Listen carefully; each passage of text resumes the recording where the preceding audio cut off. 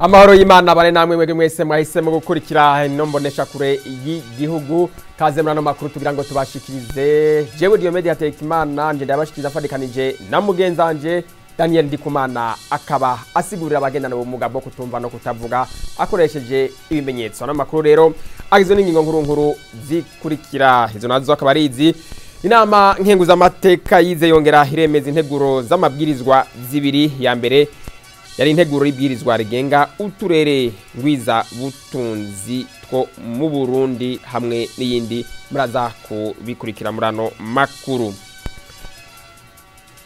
nayo yavugwa mu makungu muri Korea y'Epfo umukuru w'ico gihugu yabogojwe akabazira gushaka gufata ingingo nkuko ico gihugu kiri mu ntambara ivy'abene gihugu batihanganiye nino nkuru muraza kuyikurikira mu idonido ryano makuru kaze kandi narimeje kubivuga inama nkenguza mateka yize yongera iremeza integuro z'amabwirizwa zibiri iya mbere integuro y'ibwirizwa rigenga uturere ngwiza butunzi two mu Burundi ya kabiri integuro y'ibwirizwa yo gutera igikumu ku masezerano yo kugwanya kunyuruza indege n'inkuru ya Ejide irakoze. Mu bikorwa vy'inama nkenguza amateka vyo kuri uyu wa gatatu hizwe hongera hihwezwa integuro y'ibwirizwa rigenga uturere ngwiza butunzi two mu Burundi aho intumbero ari gushiraho amategeko ashinga bene utwo turere kutumenyekanisha kuduteza imbere kudutunganya hamwe n'ibisabwa abashobora kudukoreramwo nkuko vyashikirijwe n'umushikiranganje w'ubudandaji Marie Chantal Nijimbere nkuko yabandanije abimenyesha mu mvo n'imvano ngo bene utwo turere dushobora guterera mu iterambere ry'igihugu biciye mu gisata c'amahinguriro. Avuga ko les zones économiques sociales ni modèle uno munsi haba muri Afrika canke mu yandi makontinent bashingira intare ko ari modèle économique ishobora guteza imbere igisata c'amahinguriro no guteza imbere ubutunzi bw'igihugu mu gihe itunganijwe neza ikerekana uruhara rwa leta n'uruhara rw'abikorera utwabo ikongera ikerekana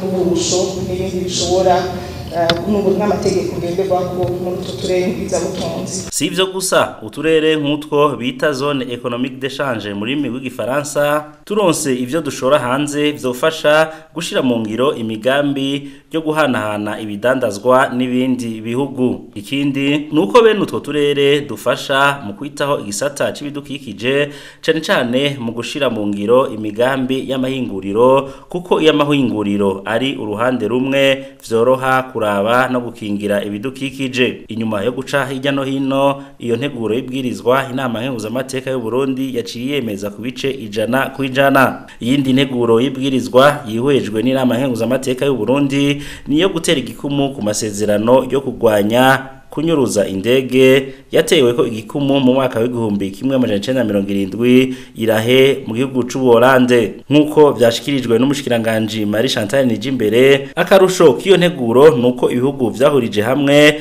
ku mategeko agenga ivyo vyaha nk'icaha mpuzamakungu ingene ibihugu vyokorera hamwe mu guhana ababikoze no guhanahana inkozi z'ikibi. Inyuma yo guca ijya nino iyo nteguro y'ibwirizwa abakenguza amateka nayo nyene baci bayemeza ku bice 100%.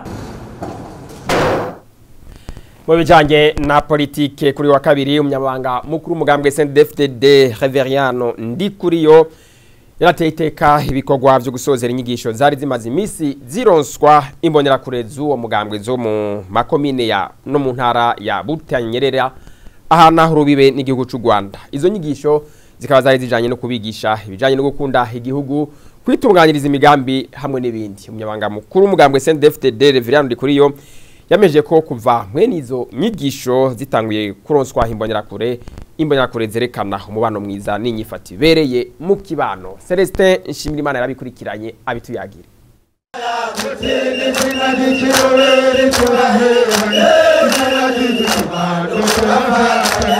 Ivyo ni birori byo gusozera inyigisho zahawe imbonera kure ariko gwaruka ruhurikiye umugambwe CNDD-FDD aho akabari ku ntega ubu ari muri komine nshasha yagutse ya Kirundo. Umunyamabanga mukuru w'umugambwe CNDD-FDD Reverien Ndikuriyo akaba yari yahashitse gutera iteka ivyo birori ngaho ku ntega rero imbonerakure zishika 542 nibo baronkejwe inyigisho zitandukanye.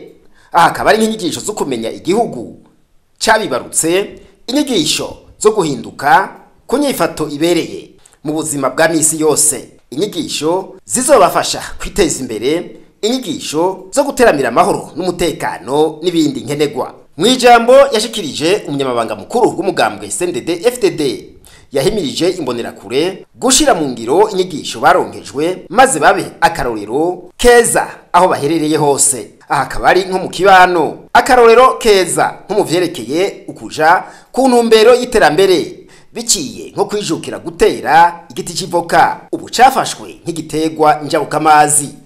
CNDD-FDD ramba bagumyabanga inama ya komite nkuru y'umugambo yavuze ibikorwa bikuru tuzokora.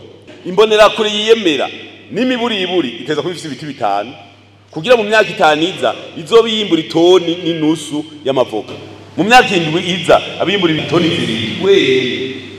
Umunyamabanga mukuru w'umugambwe CNDD-FDD Reverien Ndikuriyo yashitse kandi guhagararira no kuremesha isozera ry'ivyigwa vyagenewe imbonerakure mu makomine y'indinganizo ya kera y'Imarangara, aho imbonerakure zishika 365 zaronkejwe inyigisho. Komine Mwumba higishijwe imbonerakure 453 na Nyamurenza ahigishirijwe imbonerakure zishika 500. Mwamenya ko imbonerakure zashikirijwe izo nyigisho ziherereye mu makomine ari ku rubibe rw'ibihugu bibanyi.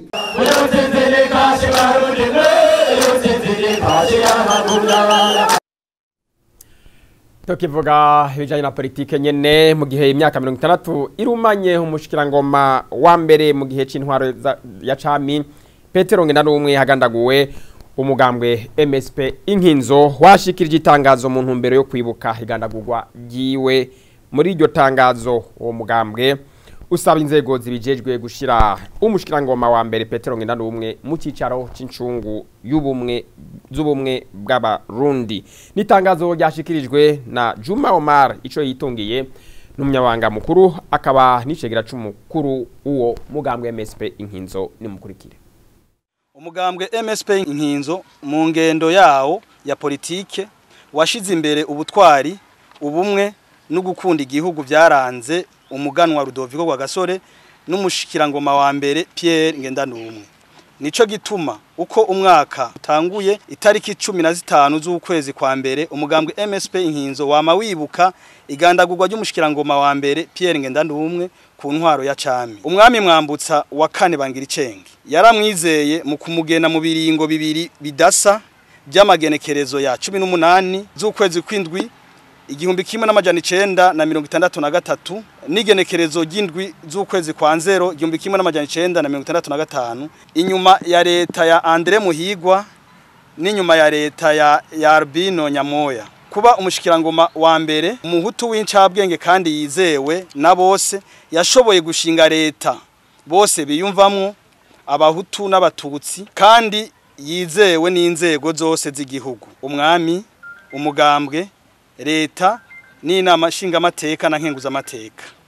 Leta ya Ngendanumwe Pierre yitwa Amahoro n'Amahonda. Umushikirangoma wa mbere Pierre Ngendanumwe yarakoranye cyane n'umuganwa Rudoviko Rwagasore mu kurondera ukwikukira ku Burundi. Niwe yabandanije urugamba rwo kurondera ukwikukira ku Burundi kwigenekerezo rya mbere ukwezi kw'indwi 1962 kuko Rudoviko Rwagasore yari yaragandaguwe itariki 13 z'ukwezi kw'icumi 1961. Umugambwe MSP Inkinzo urasaba inzego z'igihugu zibijejwe na cyane nyene icubahiro umukuru w'igihugu c'u Burundi ko boha iteka umushikirangoma wa mbere Pierre Ngendanumwe mu kumushira mu cicaro c'icungu y'ubumwe bw'abarundi nk'uko umwami Mwambutsa wa kane yari yararimuteye. Iryo teka yajyatswe n'umuzo wa Republika ya mbere mu Burundi kumvo zitamenyekanye. Umugambwe MSP Inkinzo urasaba umugwi ujejwe ukuri no kurekuranira severe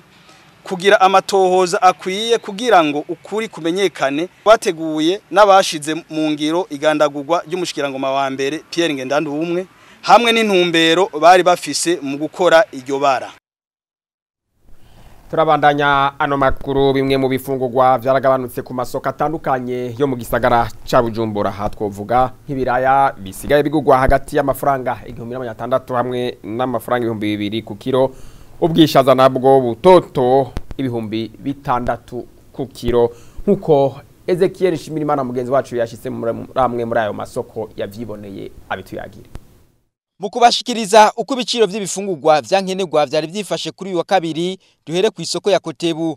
Aha ikiro c'ibitunguru vyaba ivyera canke ibitukura cagugwa amafaranga 2000 mu gihe cyahora kigugwa amafaranga 4000 na ikiro c'ibiraya vyitwa kijumbu cagugwa amafaranga 1600 mu gihe cyahora kigugwa amafaranga 2900 na ibiraya byo mu bwoko bwa Victoria cagugwa amafaranga 2000 mu gihe cyahora kigugwa amafaranga 3500 ikiro c'itomati cagugwa amafaranga 3000 mu gihe cyahora kigugwa amafaranga 4000 na ikiro c'igitoke cagugwa amafaranga 2400 mu gihe cyahora kigugwa 2800 aho ku isoko ya Kotebu umuceri wagugwa hagati 2500 n'5000 ubwishaza butoto bukaba bwagugwa 6000 mu gihe bwahora bugugwa hagati y'ibihumbi 28 n'ibihumbi 30. Ibiharage bitoto vyagugwa amafaranga 6000 mu gihe vyahora bigugwa amafaranga 12,000. Ikiro c'inyama y'umusoso cagugwa amafaranga 34,000 canga nayo 28,000. Aho nyene ku isoko ya Kotebu ikiro c'ipiripiri cagugwa amafaranga 6,000 mu gihe cyahora kigugwa 20,000. Ibiharage vya jaune vyumye vyagugwa amafaranga 5,000 mu gihe vyahora bigugwa amafaranga 6,500. Abadandaza bakaba batumenyeje ko ivyo bifungurwa vyose byagabanutse ibiciro kubera ko vyeze mu mpinga itandukanye y'igihugu. Byari byifashe nkuko nyene mu isoko ya Kinama kiretse gusa ko hoho ibitunguru vyera vyagugwa 2500 ku kilo, ibitukura navyo 2000 ku kilo. Mu Kamenge mu kibanza cyahitwa kuri Terminus ikiro cy'umuceri cagugwa hagati y'4200 n'4500. Ibiharage vya Kirundo vyagugwa amafaranga 2800 na ibiharage vya Kinure amafaranga 3600. Ibiraya vya Kijumbu vyagugwa 1600 na ibiraya byo mu bwoko bwa Victoria bikaba vyagugwa amafaranga 2000 ku kilo. Abanywanyi ba koperative twijukira uburimyi n'ubworozi ryo soko giterambere yo muri commune n'intara ya Muramvya bamenyesha ko bamaze kwinjira muri Yambona Kazoza. Ivyo rero bikaba byashikirijwe ku munsi wa kabiri n'urongoye iyo koperative aho bariko baragendura ibikogwa by'uburimyi n'ubworozi barangurira ku mitumba itandukanye. Joseph Murinda Jambo.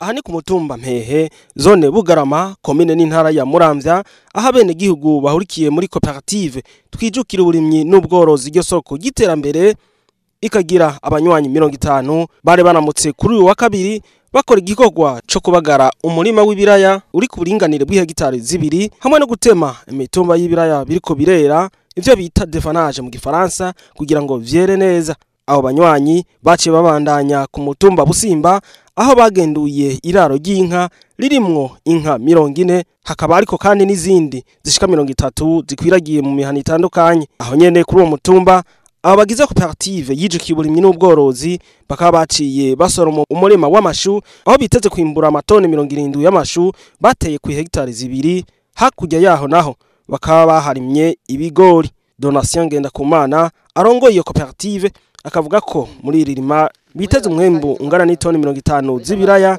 hamwe n'itoni 15 z'ibigori barimye ku hegitari 3 n'igice. Donation Ngendakumana akavuga ko bobo muri iyo koperative baza baramaze kwinjira muri Yambona Kazoza y'igihugu mu iterambere anavuga ko hari akarusho kanini ku gukorera hamwe. Iyo abantu bakorera hamwe batera imbere ubwa mbere bafashanya ubugwayi bakamuraba ubushonza akamugaburira ariko yuko kwa wenyene nyamwigendako ni utende hawo kuvyura ariko tufise umutima wose twese uri hamwe twafashanya rero nakwe mu iwacu two taduzanye kugira umuntu wese ashike kuyambone umukuru w'igihugu 2040 na 2060 guhera isanye tiko tavugirako ayisha mwacu barifashe kandi batera imbere twabifashe ntawe buri 1000 mu mufuko ntawe bura inja muhira iwe umva aho wamaze gutanga kwifasha ntawe usabiriza umva itambeje amaze kwinjira nandi kamaze kwinjira myambone mu kwijuka kamaze kwinjira ko mu kwijuka agitangwa agitangura natwe twese dukura hasi tangwa gusiganwa uko koperative yacu tiko twahiganwa kugira ngo twinjiye mu ntara ya Gitega nshasha koperative igize mu mahiganwa mu ntara ya Gitega yaguce tuzogenda twikwije. Ariko rero iyo koperative ikaba ifise intambamyi izo nazo ni nk'izijanye nuko bibagora kuronka igitoro c'imodoka zisomba amase n'ubwatsi bwo kugaburira inka kuko babukura igihanga mu ntara ya Bubanza. Agasaba rero ko ababijejwe bofasha kugira ngo baronke ico gitoro ntibakore basubira inyuma. Aranasaba abajejwe intwaro kugira ngo hasanugwe ibarabara riva ku ikaburimbi rija arangurirwa ibikorwa vyabo nk'iraro ry'inka ndetse n'imirima. Warongoye koperative aranasaba kandi ko leta yobatiza amatongo kugira ngo bakore bagukiwe. Ari Kasimu nawe ajejwe uburimyi n'ubworozi muri iyo ntara ya Muramvya avuga ko arakunguko kanini y'abene gihugu bakoreye mu makoperative kuko vyoroha kubakurikirana bigatuma umwimbo uba mwinshi. Kuri uwo munsi nyene koperative twijukira uburimyi n'ubworozi gesoko giterambere yarashikirije amabati yose hamwe amajana 600 ku miryango 29 harimo abasanzwe arabakozi biyo koperative hamwe rero n'abafise amikoro make baba ku mitumbine ya zone Bugarama. Iyo koperative yarahaye kandi udukarata two kwivurizako kame amajana 4 abari mu zabukuru n'abafise amikoro make kugira ngo amagara yabo yisununure. Ni igikorwa catewe iteka na buramatari w'intara ya Muramvya FM ndi ku Masabo akaba yarakeje iyo koperative ingene iri kirateza imbere abene gihugu n'intara muri rusangi. Agasaba n'abandi bari mu makoperative kuyifatira kwa karorero n'abavuka ntara babishoboye akabahamagarira gushigikira abafise amikoro make. Abaronkejwe utwo tuganuke bose bakaba barakengurukiye iyo koperative ingene bitwararitse. Koperative twijukira uburimyi n'ubworozi ryo soko giterambere yatanga ibikorwa vyayo mu mwaka wa 2020 ifise umutahe wa miliyoni 50 y'amafaranga y'amarundi ubu ikabigeze ku mutahe w'umuri yaridi ni miliyoni 500 y'amafaranga y'amarundi ikabikoresha abakozi 200 yahaye akazi. Tuvi Muramvya tuze hano mu gisagara ca Bujumbura aho itangwa hakoreshejwe ubuhinga bwa none y'impapuro z'umwidondoro w'umuntu hamwe n'ugwerekana aho umuntu aba byatumye amanyanga yahora yibonekeza harangira mu gisagara ca Bujumbura. Abene gihugu nabo barondera izo mpapuro bakoresheje ubwo buhinga bwa none bamenyesha ko vyatumye umwanya bahora bamara batondeye izo mpapuro ugabanuka. Felicien Butoyi. Ubwo buryo bwo gusaba biciye mu buhinga bwa none impapuro z'umwidondoro hamwe n'izerekana umuntu aba bwashizweho mu ntumbero yo kurwanya abantu bigana umukono w'ujejwe gutanga izo mpapuro canke nabo bakigana ikidodo ca meri ya Bujumbura. Muri kino gihe rero izo mpapuro zikaba zisabwa hakoreshejwe ubuhinga bwa none gusa. Ivyo bikaba vyarazanya akarusho kuko buzinyaruka kuboneka. Ikindi ngo nuko amanyanga yahora yibonekeza kuri izo mpapuro imbere y'uko ubwo buhinga bushasha bushigwaho ubatakiriho nkuko bishikirizwa na Jean Pacifique Muhorane umuhanuzi ajejwe intwaro n'imibano mu buyobozi bw'igisagara ca Bujumbura. Ntushobora kubamenyesha yuko ubwo busuma bwahagaze butakiboneka cyane. Ivyo bigaragarira ku bantu baja kurondera urupapuro rubatuma baja mu mahanga ariko bita passport. Ubonye abajejwe ico kigo ca PAF nibaherutse kutubaza ku mpapuro zikoreshwa n'abene gihugu ngo bazigire ko amakenga kuko ubwo buhinga turabukorana kandi barabona yuko bwizewe. Umwe mu bene gihugu twasanze ku biro by'igisagara ca Bujumbura aje kurondera izo mpapuro avuga ko ubwo buhinga bushasha butuma bene gihugu badatakaza umwanya. Turatanga karamuza kugira ngo kandi kakoni karaho idondoro aho uba ibarabara hanyuma ukatushirako iyo email yawe munsi hanyuma ukadusanga kuri message yawe vyaje. Umwe rero ubu biratworohera cyane gose kumwe twara tugatora umurongo tukagira iki uravuga yuko arakarusho keza cyane gose twasho gutworohereza. Ubwo buhinga rero bukaba bwatanguye gukoreshwa mu kwezi kwa Ruheshi umwaka wa 2024. Tukivuga makuru avugwa hano mu gisagara ca Bujumbura nyene mu gihe umukuru w'igihugu Evariste Ndayishimiye yahamagariye abene gihugu mu gisagara ca Bujumbura gushariza igihugu c'u Burundi mu gutera amashugwe.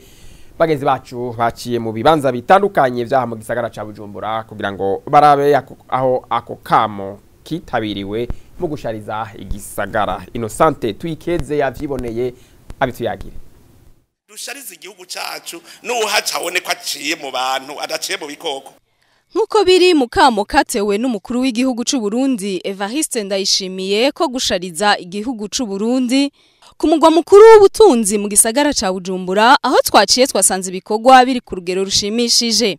Ivyo bikagaragarira mu twigoro igisagara ca Bujumbura catanguye biciye mu gutera ibiti n'amashurwe ku nkengera z'amabarabara z'ico gisagara. Kwibarabara ryitiriwe Mwezi Gisabo ibiti n'amashurwe bihateye bisa neza birasharije ibarabara bigaragara ko bashoboye kwitabira akamo k'umukuru w'igihugu.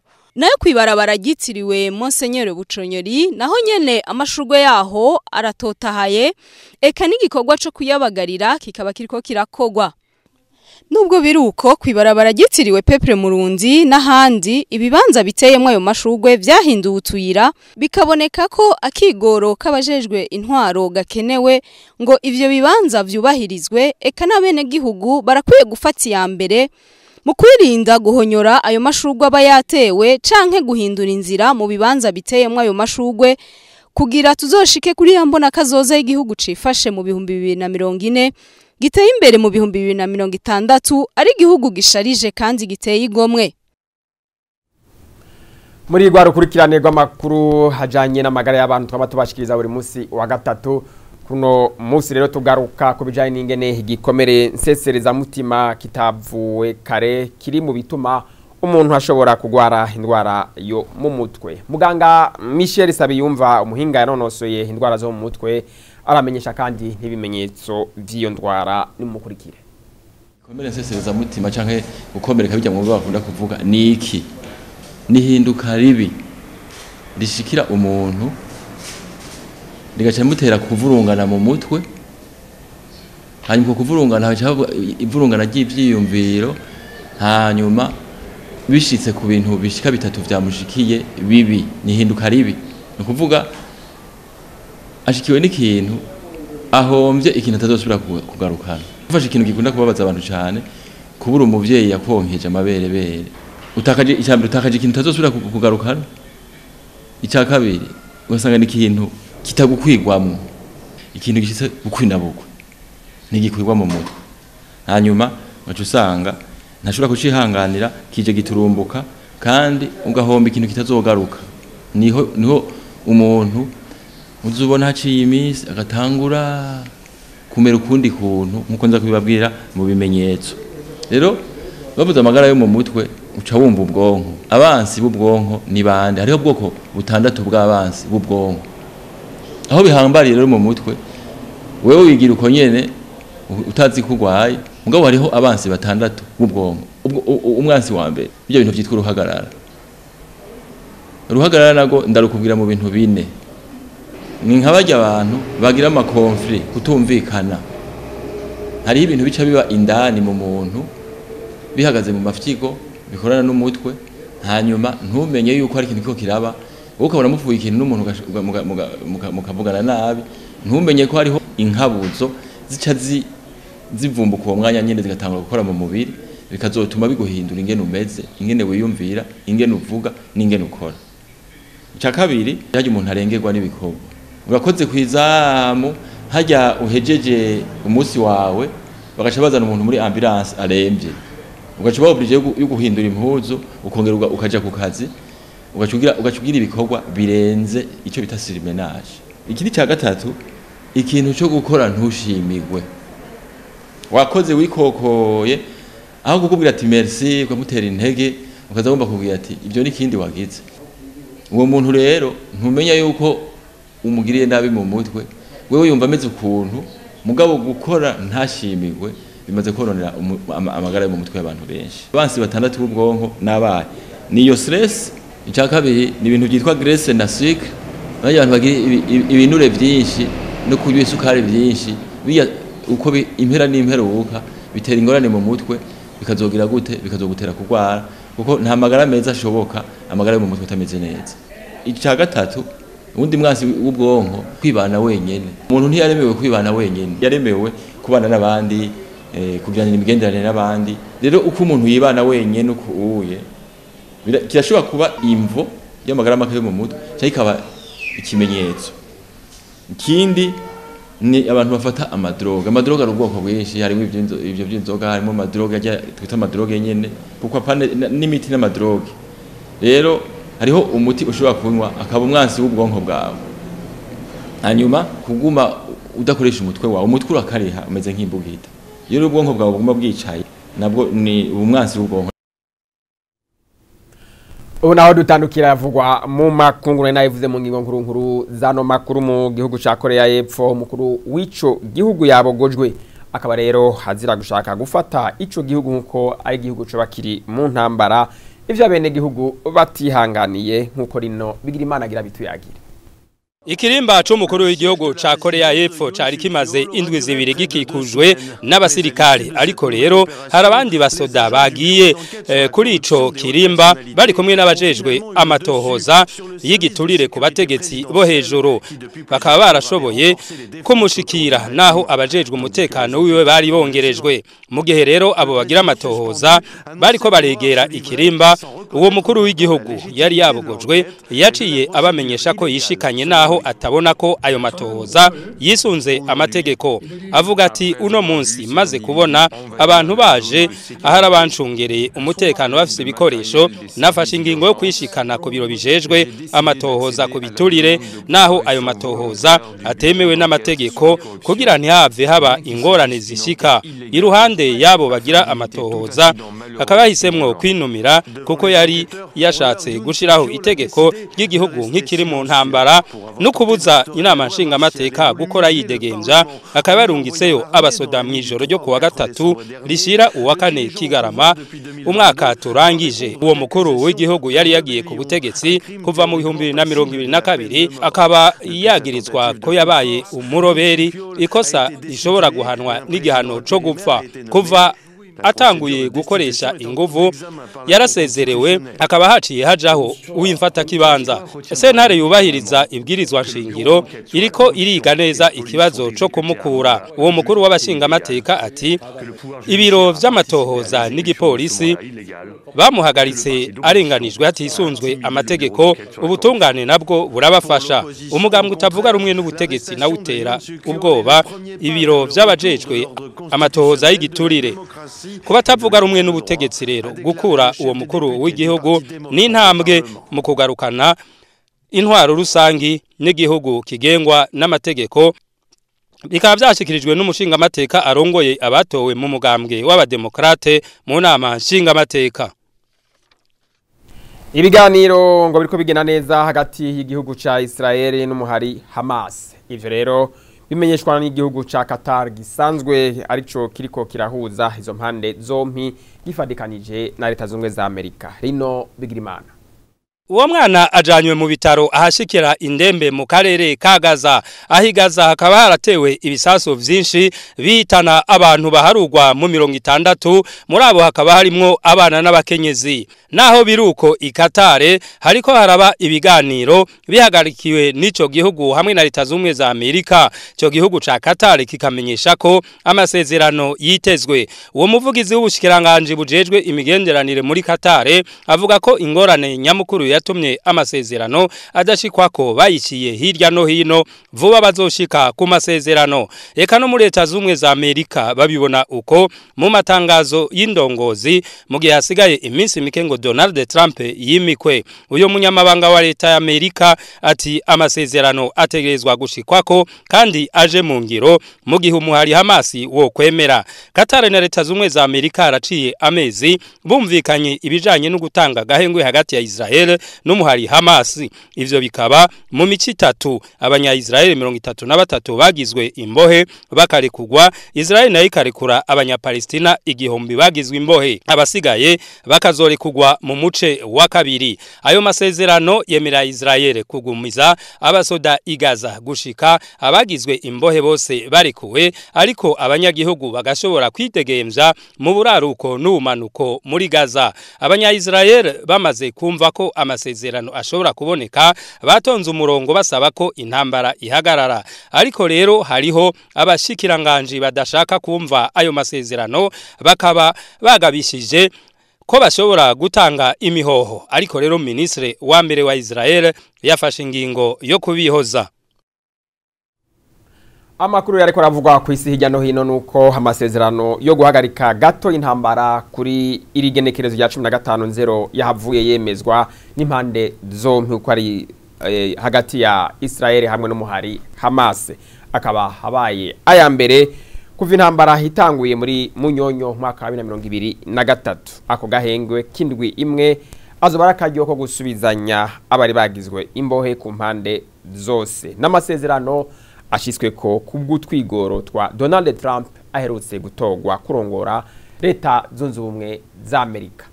Nino ngaha rero duciye dusozera ano makuru twariko tubashikiriza.